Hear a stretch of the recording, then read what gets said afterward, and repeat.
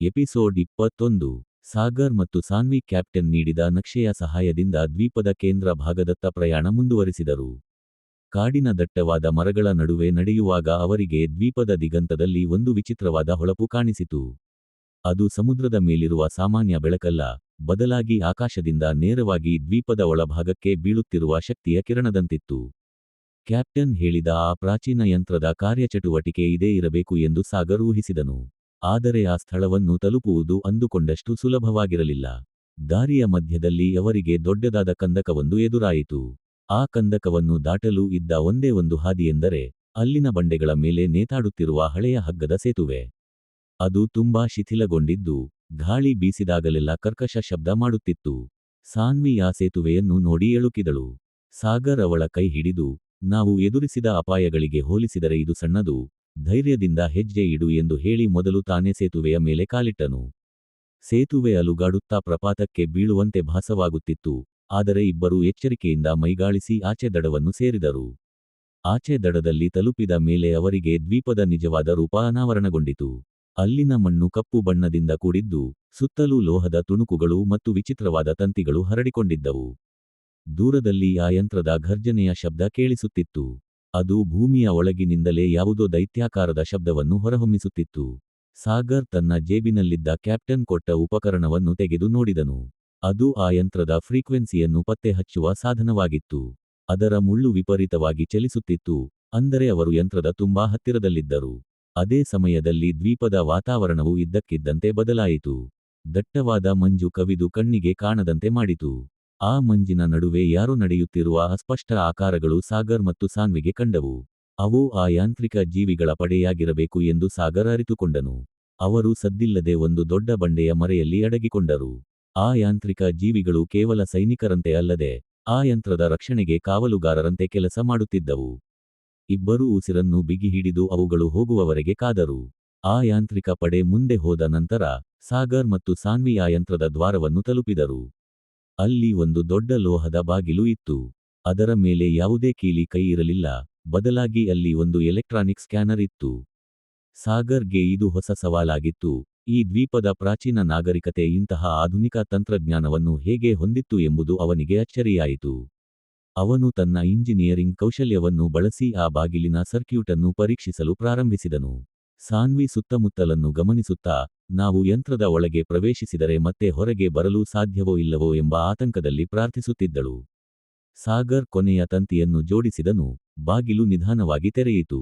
ಅವರ ಕಣ್ಣ ಮುಂದೆ ಈಗ ದ್ವೀಪದ ಕೇಂದ್ರ ನರಕವಿತ್ತು. ಎಪಿಸೋಡ್ 22 ಯಂತ್ರದ ಕೋಣೆಯ ಬಾಗಿಲು ತೆರೆದೊಡನೆ ಸಾಗರ್ ಮತ್ತು ಸಾನ್ವಿಯ ಕಣ್ಣು ಕುಕ್ಕುವಂತಹ ನೀಲಿ ಬಣ್ಣದ ಬೆಳಕು ಅವರ ಮೇಲೆ ಬಿತ್ತು. ಆ ಕೋಣೆಯು ವಿಶಾಲವಾಗಿದ್ದು, ಅದರ ಮಧ್ಯಭಾಗದಲ್ಲಿ ಒಂದು ದೈತ್ಯಾಕಾರದ ಲೋಹದ ಗೋಳ ತಿರುಗುತ್ತಿತ್ತು. ಅದೇ ಆ ದ್ವೀಪದ ಹೃದಯ ಭಾಗ, ಸಮುದ್ರದ ಅಲೆಗಳನ್ನು ಮತ್ತು ಹವಾಮಾನವನ್ನು ನಿಯಂತ್ರಿಸುವ ಆ ಯಂತ್ರ. ಕೋಣೆಯ ಸುತ್ತಲೂ ವಿದ್ಯುತ್ ತರಂಗಗಳು ನಾಲಿಗೆಯಂತೆ ಚಾಚಿಕೊಂಡು ಗೋಡೆಗಳಿಗೆ ಅಂಟಿಕೊಂಡಿದ್ದವು. ಅಲ್ಲಿನ ಶಾಖ ಮತ್ತು ಶಬ್ದವು ಮನುಷ್ಯನ ಸಹಿಷ್ಣುತೆಯನ್ನು ಪರೀಕ್ಷಿಸುವಂತಿದ್ದವು. ಸಾಗರ್ ತಕ್ಷಣವೇ ತನ್ನ ಬಳಿಯಿದ್ದ ಉಪಕರಣಗಳನ್ನು ಸಿದ್ಧಪಡಿಸಿಕೊಂಡು ಆ ಗೋಳದ ಮುಖ್ಯ ನಿಯಂತ್ರಣ ಫಲಕದ ಕಂಟ್ರೋಲ್ ಪ್ಯಾನಲ್ ಹತ್ತಿರಕ್ಕೆ ಹೋದನು. ಸಾಗರ್ ಆ ಫಲಕವನ್ನು ನೋಡಿದಾಗ ಬೆಚ್ಚಿಬಿದ್ದನು. ಅದರಲ್ಲಿ ಬಳಸಲಾಗಿದ್ದ ಭಾಷೆ ಅಥವಾ ಸಂಕೇತಗಳು ಇಂದಿನ ತಂತ್ರಜ್ಞಾನಕ್ಕೆ ಹೋಲಿಕೆಯಾಗುತ್ತಿರಲಿಲ್ಲ. ಅದು ಸಾವಿರಾರು ವರ್ಷಗಳ ಹಿಂದಿನ ಪ್ರಾಚೀನ ಲಿಪಿ ಮತ್ತು ಆಧುನಿಕ ಕಂಪ್ಯೂಟರ್ ಕೋಡಿಂಗ್ಗಳ ಮಿಶ್ರಣದಂತಿತ್ತು. ಸಾಗರ್ ತನ್ನ ಮೆದುಳನ್ನು ಸಕ್ರಿಯಗೊಳಿಸಿ ಆ ಸಂಕೇತಗಳ ಹಿಂದಿದ್ದ ತರ್ಕವನ್ನು ಅರ್ಥಮಾಡಿಕೊಳ್ಳಲು ಪ್ರಯತ್ನಿಸಿದನು. ಅತ್ತ ಸಾನ್ವಿ ಕೋಣೆಯ ದ್ವಾರವನ್ನು ಕಾಯುತ್ತಿದ್ದಳು. ಅವಳಿಗೆ ಹೊರಗಡೆಯಿಂದ ಬರುವ ಆ ಲೋಹದ ಜೀವಿಗಳ ಹೆಜ್ಜೆಯ ಶಬ್ದ ಮತ್ತೆ ಕೇಳಿಸತೊಡಗಿತು. ಸಮಯ ಮೀರಿ ಹೋಗುತ್ತಿತ್ತು. ಸಾಗರ್ ಒಂದೊಂದೇ ತಂತಿಯನ್ನು ಕತ್ತರಿಸುತ್ತಾ ಅಥವಾ ಸರ್ಕ್ಯೂಟ್ಗಳನ್ನು ಬದಲಾಯಿಸುತ್ತಾ ಯಂತ್ರದ ವೇಗವನ್ನು ಕಡಿಮೆ ಮಾಡಲು ಆರಂಭಿಸಿದನು. ಯಂತ್ರದ ತಿರುಗುವಿಕೆ ನಿಧಾನವಾದಂತೆ ಇಡೀ ದ್ವೀಪವೇ ನಡುಗಲು ಆರಂಭಿಸಿತು. ಸಮುದ್ರದ ಅಲೆಗಳ ಅಬ್ಬರ ದ್ವೀಪದ ತೀರದಲ್ಲಿ ಜಾಸ್ತಿಯಾಯಿತು. ಆ ಯಂತ್ರವು ತಾನು ಸೋಲುತ್ತಿದ್ದೇನೆ ಎಂದು ಅರಿತುಕೊಂಡಂತೆ ಕೋಣೆಯಲ್ಲಿದ್ದ ವಿದ್ಯುತ್ ತರಂಗಗಳನ್ನು ಸಾಗರ್ನತ್ತ ಹರಿಸಿತು. ಸಾಗರ್ ಪಕ್ಕಕ್ಕೆ ಸರಿದರೂ ಆ ತರಂಗವು ಅವನ ತೋಳಿಗೆ ಬಲವಾಗಿ ಬಡಿಯಿತು. ನೋವಿನಿಂದ ಕಿರುಚುತ್ತಲೇ ಅವನು ಮತ್ತೆ ಆ ಕೆಲಸವನ್ನು ಮುಂದುವರಿಸಿದನು. ಸಾನ್ವಿ ಓಡಿ ಬಂದು ಸಾಗರ್ನನ್ನು ಹಿಡಿದು, ಸಾಗರ್ ಬೇಗ ಮಾಡು, ಆ ಜೀವಿಗಳು ಬಾಗಿಲನ್ನು ಮುರಿದು ಒಳಗೆ ಬರುತ್ತಿವೆ ಎಂದಳು. ಹೊರಗಡೆ ಆ ಯಾಂತ್ರಿಕ ಜೀವಿಗಳು ಬಾಗಿಲನ್ನು ಅಪ್ಪಳಿಸುತ್ತಿದ್ದ ಸದ್ದು ಜೋರಾಯಿತು. ಸಾಗರ್ ಕೊನೆಯ ಬಟನ್ ಒತ್ತಿದನು. ತಕ್ಷಣವೇ ಆ ತಿರುಗುತ್ತಿದ್ದ ದೈತ್ಯಗೋಳವು ಸ್ಥಗಿತಗೊಂಡಿತು.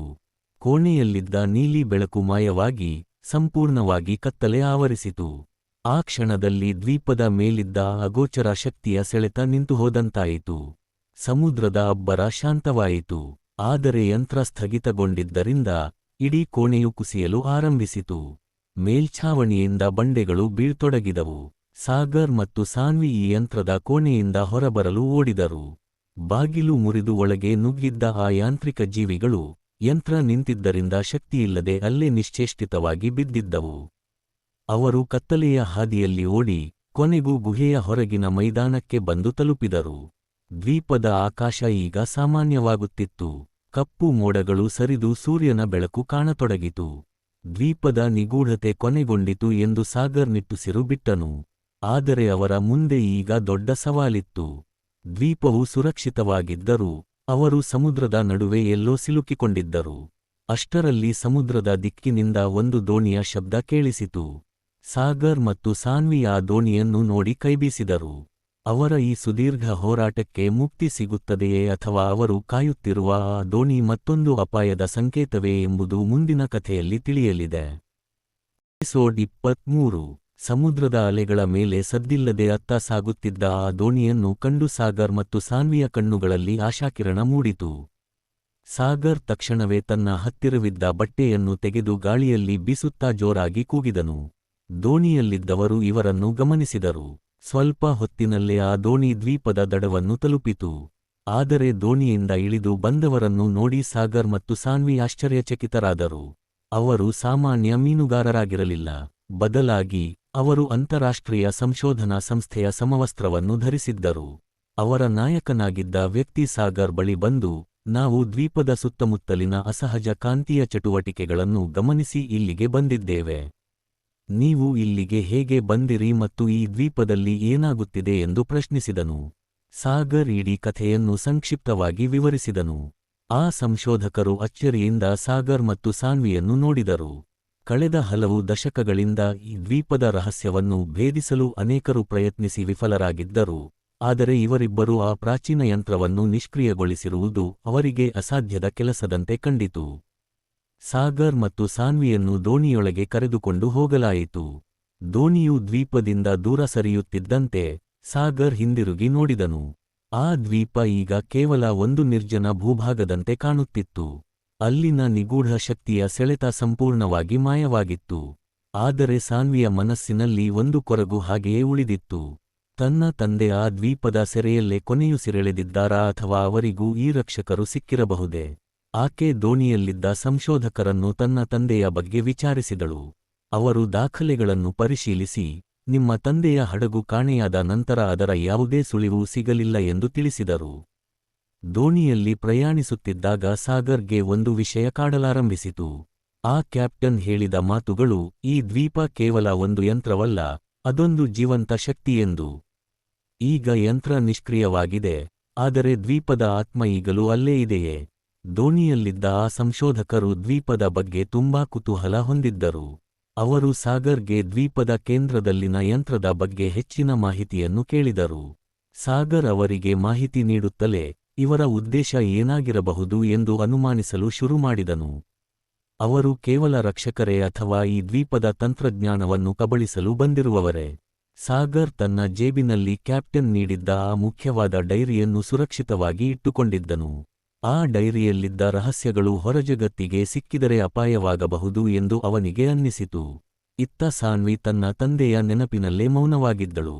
ಸಾಗರ್ ಆಕೆಯ ಕೈ ಹಿಡಿದು, ನಮಗೆ ಮುಕ್ತಿ ಸಿಕ್ಕಿದೆ, ಇನ್ನು ಮುಂದೆ ನಾವು ಹೊಸ ಜೀವನ ಆರಂಭಿಸೋಣ ಎಂದು ಧೈರ್ಯ ತುಂಬಿದನು. ಆದರೆ ದೋಣಿಯು ಕತ್ತಲೆಯ ಸಮುದ್ರದಲ್ಲಿ ಮುನ್ನಡೆಯುತ್ತಿದ್ದಂತೆ ದೂರದಲ್ಲಿ ಯಾವುದೋ ಒಂದು ದೈತ್ಯಾಕಾರದ ಹಡಗು ಕಾಣಿಸಿಕೊಂಡಿತು. ಅದು ಸಾಮಾನ್ಯ ಹಡಗುಗಳಂತೆ ಇರಲಿಲ್ಲ, ಅದರಲ್ಲಿ ಯಾವುದೇ ದೀಪಗಳಿರಲಿಲ್ಲ. ಅದು ನೇರವಾಗಿ ಸಾಗರ್ ಇದ್ದ ದೋಣಿಯನ್ನೇ ಹಿಂಬಾಲಿಸುತ್ತಿತ್ತು. ಸಮುದ್ರದ ನಡುವೆ ಮತ್ತೊಂದು ಅನಾಹುತ ಕಾದಿದೆಯೇ ಎಂಬ ಆತಂಕ ಎಲ್ಲರನ್ನೂ ಕಾಡಲಾರಂಭಿಸಿತು. ಎಪಿಸೋಡ್ 24. ಆ ಕತ್ತಲೆಯಲ್ಲಿ ಹಿಂಬಾಲಿಸುತ್ತಿದ್ದ ದೈತ್ಯ ಹಡಗು ವೇಗವಾಗಿ ಸಮೀಪಿಸುತ್ತಿತ್ತು. ದೋಣಿಯಲ್ಲಿದ್ದ ಸಂಶೋಧಕರು ಆತಂಕದಿಂದ ಆ ಹಡಗಿನ ಕಡೆಗೆ ನೋಡುತ್ತಿದ್ದರು. ಸಾಗರ್ಗೆ ಅರ್ಥವಾಯಿತು, ಈ ದ್ವೀಪದ ರಹಸ್ಯ ಬರೀ ದ್ವೀಪಕ್ಕಷ್ಟೇ ಸೀಮಿತವಾಗಿರಲಿಲ್ಲ. ಆ ನಿಗೂಢ ತಂತ್ರಜ್ಞಾನವನ್ನು ಪಡೆಯಲು ಬೇರೆ ಯಾವುದೋ ಶಕ್ತಿಗಳು ಕಾಯುತ್ತಿದ್ದವು. ದೋಣಿಯ ನಾಯಕ ತಕ್ಷಣವೇ ಎಚ್ಚೆತ್ತುಕೊಂಡು, ಎಲ್ಲರೂ ಒಳಭಾಗಕ್ಕೆ ಹೋಗಿ, ನಾವು ವೇಗವನ್ನು ಹೆಚ್ಚಿಸುತ್ತಿದ್ದೇವೆ ಎಂದು ಆದೇಶಿಸಿದನು. ಆದರೆ ಆ ದೈತ್ಯ ಹಡಗು ದೋಣಿಯ ಹಾದಿಯನ್ನು ತಡೆಹಿಡಿದು ನಿಂತಿತು. ಅದರ ಮೇಲಿದ್ದ ಯಾವುದೇ ಹೆಸರು ಅಥವಾ ಧ್ವಜ ಇರಲಿಲ್ಲ. ಸಾಗರ್ ತನ್ನ ಬಳಿಯಿದ್ದ ಡೈರಿಯನ್ನು ಮತ್ತೊಮ್ಮೆ ತೆರೆದನು. ಅದರಲ್ಲಿ ಕ್ಯಾಪ್ಟನ್ ಬರೆದಿದ್ದ ಕೊನೆಯ ಸಾಲುಗಳು ಸಾಗರ್ನ ಕಣ್ಣಿಗೆ ಬಿದ್ದವು. ದ್ವೀಪದ ಶಕ್ತಿ ಹೊರಗಿನ ಜಗತ್ತಿಗೆ ತಲುಪಿದರೆ ಅದು ವಿನಾಶಕ್ಕೆ ಕಾರಣವಾಗುತ್ತದೆ. ಸಾಗರ್ ತಕ್ಷಣವೇ ತನ್ನ ಬಳಿಯಿದ್ದ ಉಪಕರಣಗಳ ಸಹಾಯದಿಂದ ಆ ಹಡಗು ಮತ್ತು ದೋಣಿಯ ನಡುವೆ ನಡೆಯುತ್ತಿರುವ ಸಂವಹನವನ್ನು ಕಮ್ಯುನಿಕೇಷನ್ ಕದ್ದು ಕೇಳಲು ಪ್ರಯತ್ನಿಸಿದನು. ಅದರಲ್ಲಿ ಬಂದ ಶಬ್ದಗಳು ಮನುಷ್ಯರದ್ದಾಗಿರಲಿಲ್ಲ, ಬದಲಾಗಿ ಆ ದ್ವೀಪದ ಗುಹೆಯಲ್ಲಿದ್ದ ಯಾಂತ್ರಿಕ ಜೀವಿಗಳ ಸಂಕೇತಗಳಾಗಿದ್ದವು. ಅಂದರೆ ದ್ವೀಪದ ಶಕ್ತಿಯು ಯಂತ್ರಗಳ ಮೂಲಕ ಹೊರ ಜಗತ್ತನ್ನು ಸಂಪರ್ಕಿಸುತ್ತಿತ್ತು. ಸಾಗರ್ ಮತ್ತು ಸಾನ್ವಿ ಈ ಪರಿಸ್ಥಿತಿಯನ್ನು ಹೇಗೆ ಎದುರಿಸಬೇಕೆಂದು ಆಲೋಚಿಸುತ್ತಿರುವಾಗ ದೋಣಿಯ ಹಿಂಭಾಗದಿಂದ ಒಂದು ಭಾರೀ ಸ್ಫೋಟ ಸಂಭವಿಸಿತು. ಆ ದೈತ್ಯ ಹಡಗಿನಿಂದ ದೋಣಿಯತ್ತ ದಾಳಿ ನಡೆಯುತ್ತಿತ್ತು. ಸಾಗರ್ ಮತ್ತು ಸಾನ್ವಿ ಅಪಾಯದಲ್ಲಿದ್ದರು. ಆದರೆ ಅವರ ಈ ದೀರ್ಘ ಪ್ರಯಾಣ ಮತ್ತು ಹೋರಾಟದ ಪೂರ್ತಿ ಕಥೆಯನ್ನು ತಿಳಿಯದವರಿಗೆ ಈ ಪರಿಸ್ಥಿತಿಯ ಗಂಭೀರತೆ ಅರ್ಥವಾಗುವುದಿಲ್ಲ. ಆ ದೈತ್ಯ ಹಡಗು ಯಾಕೆ ಇವರನ್ನು ಹಿಂಬಾಲಿಸುತ್ತಿದೆ ಮತ್ತು ದ್ವೀಪದ ರಹಸ್ಯಕ್ಕೂ ಅದಕ್ಕೂ ಏನು ಸಂಬಂಧ ಎಂಬುದನ್ನು ನೀವು ಪ್ರತಿ ಕಂತಿನಲ್ಲೂ ಗಮನಿಸಬಹುದು. ನೀವು ಈ ರೋಮಾಂಚಕ ಕಥೆಯ ಎಲ್ಲಾ ಸಸ್ಪೆನ್ಸ್ ಮತ್ತು ಮಿಸ್ಟರಿಗಳನ್ನು ಪ್ರತಿ ಎಪಿಸೋಡ್ನಲ್ಲಿ ಆಲಿಸಬಹುದು. ನಮ್ಮ ಚಾನೆಲ್ನಲ್ಲಿ ಈ ಕಥೆಗಾಗಿ ಪ್ರತ್ಯೇಕವಾದ ಪ್ಲೇಲಿಸ್ಟ್ ಮಾಡಲಾಗಿದೆ. ನೀವು ಎಪಿಸೋಡ್ 1 ರಿಂದ ಇಲ್ಲಿಯವರೆಗೆ ನಡೆದ ಎಲ್ಲಾ ಘಟನೆಗಳನ್ನು, ಆ ನಿಗೂಢ ದ್ವೀಪದ ರಹಸ್ಯಗಳನ್ನು ಮತ್ತು ಸಾಗರ್ ಸಾನ್ವಿಯ ಸಾಹಸಗಳನ್ನು ಒಂದೇ ಕಡೆ ಆಲಿಸಬಹುದು. ದಯವಿಟ್ಟು ನಮ್ಮ ಚಾನೆಲ್ನ ಪ್ಲೇಲಿಸ್ಟ್ಗೆ ಭೇಟಿ ನೀಡಿ, ಮೊದಲ ಎಪಿಸೋಡ್ನಿಂದ ಇಲ್ಲಿಯವರೆಗೆ ಪೂರ್ತಿ ಕಥೆಯನ್ನು ಕೇಳಿ. ನಿಮ್ಮ ಬೆಂಬಲವೇ ನಮಗೆ ಸ್ಫೂರ್ತಿ. ಈ ಕಥೆಯ ಬಗ್ಗೆ ನಿಮ್ಮ ಅನಿಸಿಕೆಗಳನ್ನು ಕಮೆಂಟ್ ಮಾಡಿ ತಿಳಿಸಿ. ಮುಂದಿನ ರೋಚಕ ತಿರುವುಗಳಿಗಾಗಿ ಮತ್ತು ಈ ಸಾಹಸ ಹೇಗೆ ಅಂತ್ಯವಾಗುತ್ತದೆ ಎಂಬುದನ್ನು ತಿಳಿಯಲು ನಮ್ಮ ಚಾನೆಲ್ ಅನ್ನು ಫಾಲೋ ಮಾಡಿ. ಪ್ಲೇಲಿಸ್ಟ್ ಲಿಂಕ್ ನಮ್ಮ ಬಯೋದಲ್ಲಿದೆ, ಈಗಲೇ ಕ್ಲಿಕ್ ಮಾಡಿ ಆಲಿಸಿ. ಎಪಿಸೋಡ್ 25. ದೋಣಿಯ ಮೇಲೆ ನಡೆದ ದಾಳಿಯಿಂದ ಎಲ್ಲರೂ ದಿಗ್ಭ್ರಮೆಗೊಂಡರು. ಸಾಗರ್ ಮತ್ತು ಸಾನ್ವಿ ಹಡಗಿನ ಒಳಭಾಗದಲ್ಲಿ ಆಶ್ರಯ ಪಡೆದರು. ಆ ಹಡಗಿನಲ್ಲಿದ್ದ ಸಂಶೋಧಕರು ಪ್ರತಿಯಾಗಿ ಗುಂಡು ಹಾರಿಸುತ್ತಿದ್ದರು. ಆ ದೈತ್ಯ ಹಡಗು ಅದಕ್ಕಿಂತಲೂ ಹೆಚ್ಚು ಶಕ್ತಿಯುತವಾದ ಆಯುಧಗಳನ್ನು ಹೊಂದಿತ್ತು. ಸಾಗರ್ಗೆ ಒಂದು ವಿಷಯ ಖಚಿತವಾಯಿತು, ಆ ಹಡಗಿನಲ್ಲಿರುವುದು ಮನುಷ್ಯರಲ್ಲ, ಬದಲಾಗಿ ದ್ವೀಪದಲ್ಲಿನ ಯಾಂತ್ರಿಕ ಶಕ್ತಿಯೇ ನಿಯಂತ್ರಿಸುತ್ತಿರುವ ಶಕ್ತಿಗಳು. ಅವು ದ್ವೀಪದ ರಹಸ್ಯದ ಡೈರಿಯನ್ನು ಪಡೆಯಲು ಯಾವುದೇ ಹಂತಕ್ಕೂ ಹೋಗಲು ಸಿದ್ಧವಾಗಿದ್ದವು. ಸಾಗರ್ ತನ್ನ ಬ್ಯಾಗ್ನಲ್ಲಿದ್ದ ಡೈರಿಯನ್ನು ನೋಡಿದನು. ಇದು ಕೇವಲ ಒಂದು ಪುಸ್ತಕವಲ್ಲ, ಇದೊಂದು ಜಾಗತಿಕ ರಹಸ್ಯದ ಬೀಗದ ಕೈ ಎಂದು ಅವನಿಗೆ ಅರಿವಾಯಿತು. ಸಾನ್ವಿ ಸಾಗರ್ನನ್ನು ನೋಡಿ, ನಾವು ಈ ಡೈರಿಯನ್ನು ಅವರಿಗೆ ಬಿಟ್ಟುಕೊಡಬಾರದು, ಇದು ನಮ್ಮ ತಂದೆ ಮತ್ತು ಇತರರು ಪ್ರಾಣತೆತ್ತು ರಕ್ಷಿಸಿದ ಸತ್ಯ ಎಂದು ದೃಢವಾಗಿ ಹೇಳಿದಳು. ಸಾಗರ್ ತಕ್ಷಣವೇ ದೋಣಿಯ ಎಂಜಿನ್ ರೂಮ್ಗೆ ಹೋದನು. ಅಲ್ಲಿನ ಎಲೆಕ್ಟ್ರಾನಿಕ್ ಸಂಪರ್ಕಗಳನ್ನು ಬಳಸಿ ಹಡಗಿನಲ್ಲಿದ್ದ ರೇಡಿಯೋ ಸಿಗ್ನಲ್ಗಳನ್ನು ದ್ವೀಪದ ಆ ಯಂತ್ರದ ತರಂಗಗಳಿಗೆ ಕನೆಕ್ಟ್ ಮಾಡಲು ಪ್ರಯತ್ನಿಸಿದನು. ಯಂತ್ರ ಈಗಾಗಲೇ ನಿಷ್ಕ್ರಿಯವಾಗಿದ್ದರೂ ಅದರ ಅವಶೇಷಗಳಲ್ಲಿ ಉಳಿದಿದ್ದ ಶಕ್ತಿಯನ್ನು ಇವರು ಬಳಸಿಕೊಳ್ಳಬಹುದಿತ್ತು. ಸಾಗರ್ ಯಶಸ್ವಿಯಾದನು. ದೋಣಿಯಿಂದ ಹೊರಹೊಮ್ಮಿದ ಆ ಅಲೆಗಳು ಆ ದೈತ್ಯ ಹಡಗಿನ ಕಂಪ್ಯೂಟರ್ ಸಿಸ್ಟಮ್ ಅನ್ನು ಅಸ್ತವ್ಯಸ್ತಗೊಳಿಸಿದವು. ಆ ಹಡಗು ಇದ್ದಕ್ಕಿದ್ದಂತೆ ನಿಯಂತ್ರಣ ಕಳೆದುಕೊಂಡು ದಿಕ್ಕು ತಪ್ಪಿತು. ಅದರೊಳಗಿದ್ದ ಯಾಂತ್ರಿಕ ವ್ಯವಸ್ಥೆಗಳು ವಿಫಲವಾಗತೊಡಗಿದವು. ದೋಣಿಯಲ್ಲಿದ್ದವರು ಈ ಅವಕಾಶವನ್ನು ಬಳಸಿಕೊಂಡು ಪೂರ್ಣ ವೇಗದಲ್ಲಿ ಅಲ್ಲಿಂದ ತಪ್ಪಿಸಿಕೊಂಡರು. ಆ ದೈತ್ಯ ಹಡಗು ದೂರದಲ್ಲಿ ಮಂದಗತಿಯಲ್ಲಿ ಸಾಗುತ್ತಾ ಕೊನೆಗೆ ಸಮುದ್ರದ ಅಲೆಗಳ ಮಧ್ಯೆ ಕಣ್ಮರೆಯಾಯಿತು. ಸಾಗರ್ ಮತ್ತು ಸಾನ್ವಿ ಗೆಲುವು ಸಾಧಿಸಿದ್ದರು, ಆದರೆ ಆ ನಿಗೂಢ ಡೈರಿ ಇನ್ನೂ ಅವರ ಬಳಿಯೇ ಇತ್ತು. ಈ ದೀರ್ಘಕಾಲದ ಹೋರಾಟದ ನಂತರ ಎಲ್ಲರೂ ಶಾಂತಿಯುತವಾಗಿ ವಿಶ್ರಾಂತಿ ಪಡೆಯತೊಡಗಿದರು. ಆದರೆ ಸಾಗರ್ನ ಮನಸ್ಸಿನಲ್ಲಿ ಒಂದು ಅನುಮಾನ ಉಳಿದಿತ್ತು. ಈ ಡೈರಿಯನ್ನು ಸುರಕ್ಷಿತವಾಗಿ ಯಾರಿಗೂ ಸಿಗದಂತೆ ಎಲ್ಲಿ ಇಡಬೇಕು? ದ್ವೀಪದ ರಹಸ್ಯಗಳು ಇನ್ನು ಮುಂದೆಯೂ ಜಗತ್ತಿಗೆ ಅಪಾಯ ತರಬಾರದು. ಸಾನ್ವಿ ಸಾಗರ್ನ ಭುಜದ ಮೇಲೆ ತಲೆಯಿಟ್ಟು, ನಾವು ಸುರಕ್ಷಿತವಾಗಿದ್ದೇವೆ ಎಂಬ ಸಮಾಧಾನದೊಂದಿಗೆ ಕಣ್ಣು ಮುಚ್ಚಿದಳು. ಆದರೆ ಸಮುದ್ರದ ಶಾಂತತೆಯಲ್ಲಿ ಅಡಗಿದ್ದ ಮೌನ ಯಾವುದೋ ದೊಡ್ಡ ಚಂಡಮಾರುತದ ಮುನ್ಸೂಚನೆಯಂತೆ ಇತ್ತು. ಅವರ ಈ ಸಾಹಸದ ಪಯಣ ಕೇವಲ ಪ್ರಾರಂಭವಷ್ಟೇ ಅಥವಾ ಇದು ಅಂತಿಮ ವಿಜಯವೇ ಎಂಬುದನ್ನು ಕಾಲವೇ ನಿರ್ಧರಿಸಬೇಕು.